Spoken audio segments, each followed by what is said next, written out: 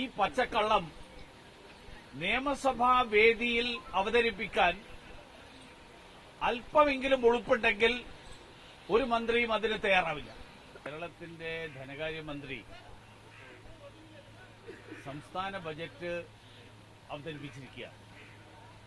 ഈ ബജറ്റ് അവതരണം കേട്ടപ്പോ ചിരിക്കണോ കരയണോ എന്ന് തീരുമാനിക്കാൻ പറ്റാത്തൊരവസ്ഥയിലാണ്. കാരണം അദ്ദേഹം അവതരിപ്പിച്ചിട്ടുള്ള കണക്കുകളും അദ്ദേഹത്തിന്റെ പ്രസംഗവും കേരളത്തിന്റെ സമകാലിക യാഥാർത്ഥ്യങ്ങളുമായിട്ട് ഒരു ബന്ധവുമില്ലാത്തതാണ്. കുറെ കള്ളക്കണക്കുകൾ അദ്ദേഹം അവതരിപ്പിക്കുന്നു, കുറെ പ്രഖ്യാപനങ്ങൾ നടത്തുന്നു.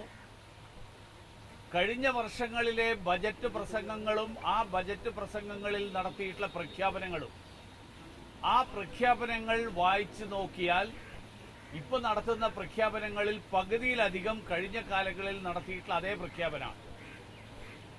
ചില പ്രഖ്യാപനങ്ങൾക്ക് യാതൊരു യാഥാർത്ഥ്യ ബോധവുമില്ലാത്തതാണ്. കേരളം വലിയ കടക്കെണിയിലാണ് എന്നാണ് പറയുന്നത്. ആ കടക്കെണിയിലുള്ള കേരളം ഇടുക്കിയിൽ ലൈറ്റ് ആൻഡ് സൗണ്ട് ഷോ നടത്തും. അതിനു വേണ്ടിയിട്ട് 5-10 കോടി രൂപ മാറ്റിവെച്ചിട്ടുണ്ട്. എവിടെ നിന്ന് ഈ പണം വരും? ഇതുപോലെയുള്ള നിരവധി പ്രഖ്യാപനങ്ങൾ. മുതലപ്പൊഴിയിൽ ഹാർബറിന്റെ കാര്യം പറയുന്നുണ്ട്. മുതലപ്പൊഴിയിലെ മത്സ്യത്തൊഴിലാളികൾ കാലങ്ങളായിട്ട് ആവശ്യപ്പെടുന്ന കാര്യമാണ്. അവിടെ കഴിഞ്ഞ എല്ലാ വർഷവും അവിടെ മത്സ്യത്തൊഴിലാളികളുടെ പ്രശ്നങ്ങൾ പരിഹരിക്കാൻ ആവശ്യമായിട്ടുള്ള നടപടികളെടുക്കും എന്ന് പറയുക എന്നുള്ളതല്ലാതെ ഒരു ശ്രമവും നടന്നിട്ടില്ല. ദേശീയപാത വികസനം സംസ്ഥാന സർക്കാരിന്റെ വലിയ നേട്ടമായിട്ടാണ് അവതരിപ്പിക്കുന്നത്. സ്ഥലമെടുപ്പിന്റെ 25% അത് സംസ്ഥാനം കൊടുക്കാമെന്ന് ഏറ്റതിനു ശേഷം അത് കൊടുക്കാൻ പണമില്ലാത്തതുകൊണ്ട് തിരുവനന്തപുരത്തെ ഔട്ടർ റിംഗ് റോഡിന്റെ സ്ഥലമെടുപ്പ് അടക്കം നിർത്തിവച്ചിരിക്കുകയാണ്. സംസ്ഥാനവും കേന്ദ്രവും തമ്മിലുള്ള കരാറിൽ ഒപ്പിടാൻ സംസ്ഥാനത്തിന് സാധിക്കാത്തതുകൊണ്ട് കേന്ദ്രം ആവശ്യപ്പെട്ടിട്ടുള്ള കാര്യങ്ങൾ. ഇങ്ങനെ കേരളത്തിന്റെ മുഴുവൻ പ്രദേശങ്ങളിലെയും ദേശീയപാത നിർമ്മാണത്തിന്റെ മുഴുവൻ നിർമ്മാണ ചെലവും കേന്ദ്രം വഹിക്കുന്നു. സ്ഥലമെടുപ്പിന്റെ 25% മാത്രം വഹിക്കുന്ന സംസ്ഥാനം അത് സംസ്ഥാനത്തിന്റെ നേട്ടമായിട്ട് അവതരിപ്പിക്കുന്നു. 57,000 കോടിയുടെ കണക്ക് ഇന്ന് വീണ്ടും ആവർത്തിച്ചിട്ടുണ്ട്. ഈ പച്ചക്കള്ളം നിയമസഭാ വേദിയിൽ അവതരിപ്പിക്കാൻ അല്പമെങ്കിലും ഉളുപ്പുണ്ടെങ്കിൽ ഒരു മന്ത്രിയും അതിന് തയ്യാറാവില്ല. ഈ തരത്തിൽ പച്ചക്കള്ളങ്ങളും യാഥാർത്ഥ്യവുമായിട്ട് ബന്ധമില്ലാത്ത കുറെ സ്വപ്നങ്ങളും ഇതെല്ലാം അവതരിപ്പിച്ചുകൊണ്ട് കേരളത്തിലെ ജനങ്ങളെ എക്കാലവും വിഡ്ഢികളാക്കാം എന്നാണ് ധരിക്കുന്നതെങ്കിൽ കേരളത്തിലെ ജനങ്ങൾ ഇത് കണ്ടിട്ട് ആകെ 2 സംശയമേ ഉള്ളൂ. ഒന്ന്, ഒരുപക്ഷെ ഈ ദശകത്തിലെ വലിയ തമാശയാണ് ഈ ബജറ്റ്, അതുകൊണ്ട് ചിരിക്കണോ എന്ന് സംശയമുണ്ട്. കുറെ പേർക്ക് കഴിഞ്ഞ കാലങ്ങളിൽ നടത്തിയിട്ടുള്ള പ്രഖ്യാപനങ്ങൾ, നടപ്പിലാകാത്ത പ്രഖ്യാപനങ്ങൾ അത് വീണ്ടും ആവർത്തിച്ച് ജനങ്ങളെ അപഹസിക്കുന്നതിൽ ഉള്ള ദുഃഖം കാരണം കരയണമോ എന്ന് സംശയമുണ്ട്.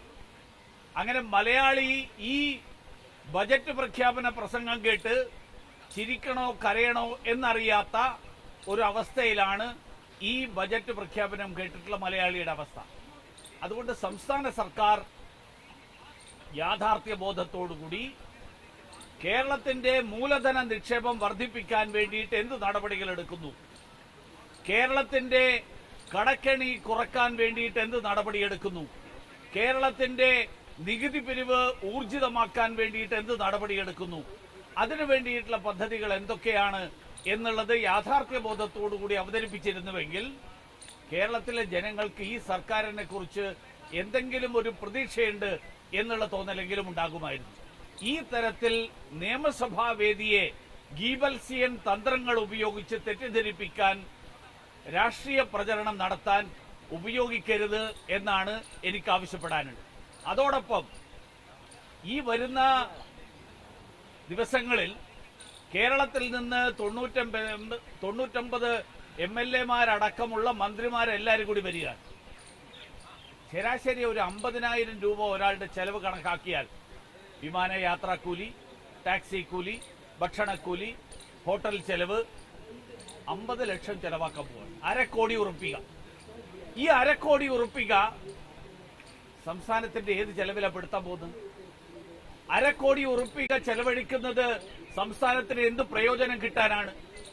1/2 കോടി ഉറുപ്പിക ചെലവാക്കിക്കൊണ്ട് മാർക്സിസ്റ്റ് പാർട്ടിയുടെ രാഷ്ട്രീയ പ്രചരണം നടത്താൻ വേണ്ടിയിട്ടുള്ള നെറേറ്റീവ് ഉണ്ടാക്കാൻ വേണ്ടിയിട്ട് കേരളത്തിലെ ജനങ്ങളെ കടക്കണിയിൽ നിന്ന് വീണ്ടും കടക്കണിയിലേക്ക് തള്ളിവിടാൻ, ക്ഷേമ പെൻഷൻ കിട്ടാത്ത ആളുകൾക്ക് അടുത്ത 4 മാസം കൂടി ക്ഷേമ പെൻഷൻ കൊടുക്കാൻ കഴിയാത്ത സാഹചര്യമുണ്ടാക്കാൻ ഈ 1/2 കോടി രൂപ ചെലവഴിക്കേണ്ടതുണ്ടോ എന്നുകൂടി സംസ്ഥാന ധനകാര്യമന്ത്രി ഇന്നത്തെ ബജറ്റിൽ അതിനു വേണ്ടിയിട്ട് എത്ര പണം ചെലവഴിച്ചു, എത്ര പണം നീക്കി വെച്ചിട്ടുണ്ട് എന്നെനിക്ക് അറിയില്ല. അതുകൂടി ഒന്ന് വ്യക്തമായിട്ട് പറഞ്ഞിരുന്നുവെങ്കിൽ കേരളത്തിലെ ജനങ്ങൾക്ക് ഇതിനെക്കുറിച്ച് ബോധ്യമായി.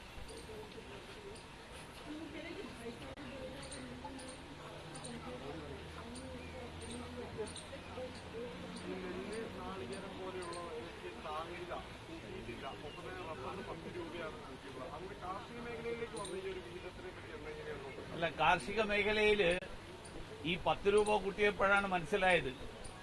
ഇടതുപക്ഷ മുന്നണി പ്രകടന പത്രികയിൽ പറഞ്ഞിരുന്നത് ഞങ്ങൾ റബ്ബറിന്റെ താങ്ങുവില 250 രൂപയാക്കുന്നായിരുന്നു. മാത്രമല്ല, നമ്മുടെ തോമസ് ചാഴിക്കാടൻ പാലയിൽ പ്രസംഗിച്ചപ്പോ എന്താ ഇത്ര ക്ഷുഭിതനായത് എന്നുള്ളതും ഇപ്പോൾ വ്യക്തമായി.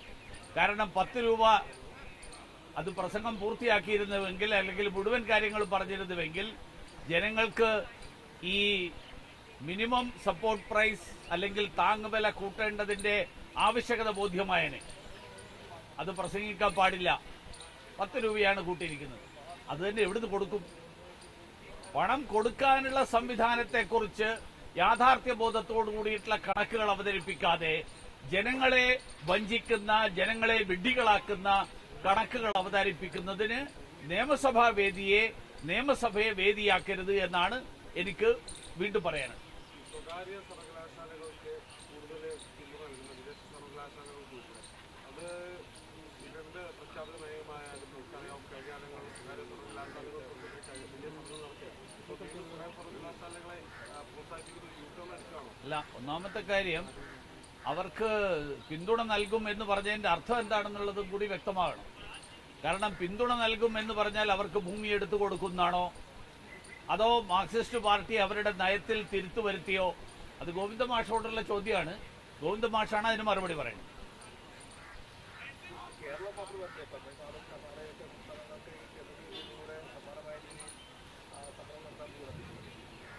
മറ്റുള്ള സംസ്ഥാനങ്ങളൊന്നും ഞങ്ങളുടെ കയ്യിൽ ക്ഷേമ പെൻഷൻ കൊടുക്കാൻ പണമില്ല എന്ന് പറഞ്ഞിട്ട് സമരം ചെയ്യുന്നില്ല.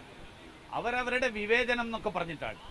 അതല്ലാതെ ഞങ്ങൾ കടക്കെണിയിലാണെന്ന് ഒരു സംസ്ഥാനത്തിന്റെയും ചീഫ് സെക്രട്ടറി ഹൈക്കോടതിയിൽ സത്യവാങ്മൂലം കൊടുത്തിട്ടില്ല. അങ്ങനെ സത്യവാങ്മൂലം കൊടുത്തിട്ടുള്ള ഒരൊറ്റ സംസ്ഥാനമേ ഉള്ളൂ. മാത്രമല്ല, ഇവര് തന്നെ 2016 പറഞ്ഞിട്ടുണ്ട് കേരളം മൂലധന നിക്ഷേപം വളരെ കുറവാണ്, സാമ്പത്തിക പ്രതിസന്ധിയിലാണെന്ന്. അത് വർദ്ധിപ്പിക്കുകയല്ലാതെ കഴിഞ്ഞ 6 കൊല്ലക്കാലം കൊണ്ട് അത് കുറച്ചു കൊണ്ടുവരാൻ എന്ത് നടപടിയെടുത്തു എന്നെങ്കിലും പറഞ്ഞിരുന്നുവെങ്കിൽ കേരളത്തിലെ ജനങ്ങൾക്ക് ആശ്വാസമായി.